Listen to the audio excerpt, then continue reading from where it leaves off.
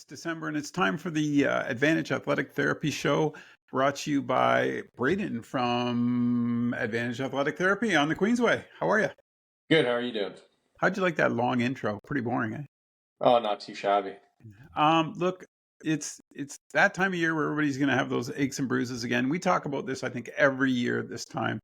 And but I wanted to specific questions today is like the state of injuries. Like I never know, and I get injured. I never know when it's enough to call you or go to the doctors or rest it. Let's use a sprained wrist, for example. You don't know it's sprained. It hurts like you know what. And where should we start with all this process? Because I don't want to sit in the emergency for 8 hours and not be seen. Like, what do you recommend from your position? For sure, yeah. And like something like that, like a sprained wrist, for example, I would treat it conservatively for like maybe 48 hours. So like yeah, like you can rest, ice, compression, elevation, help with a little bit of the swelling, take some anti-inflammatories. And then if things aren't getting better, they get worse or they start to really impair your active daily living, then I would come into the clinic and get checked out. Worst case scenario, if it's something that is like a fracture, something more apparent, like you're likely going to catch that in those 48 hours. So then that would be your chance to go to either emerge, go see your family doctor, get some imaging done.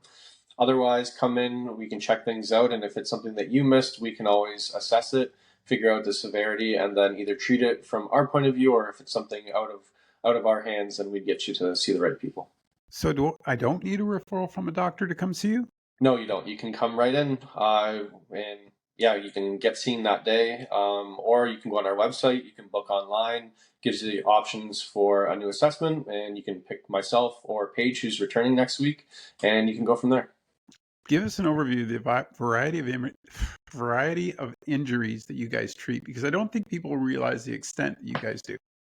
We have a lot of a huge variety, and that's in age and severity of injury. We have anything from young elementary school kids playing sports to getting injured playing with friends. We have chronic back issues for patients that are as old as 80 years old. It could be anybody that's workplace stuff or falling and slipping on ice, raking, overuse injuries. Believe it or not, this time of year we have a lot of canning injuries when people are doing their preserves for the winter, and a lot of like cranking and lifting up heavy jars or boiling water as well. Those are injuries that like we see all the time, and kind of people would maybe gloss over and not think to come and see us for.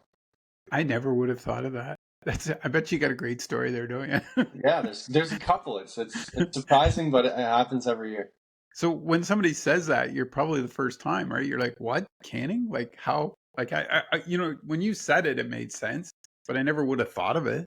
Well, a lot of it's like if you think about what goes into it, like let's say making tomato sauce, there's like the peeling aspects, a lot of like repetitive movements with the shoulder, and then when you're like a lot of that lifting, or even like the bushels of like the tomatoes, the boiling water, and then it's the tightening cans and undoing it. It's a lot of rotator cuff muscle, so that maybe it's not the end all be all mechanism of injury, but it's the straw that broke the camel's back, and then things just stop getting better and come in and get checked out.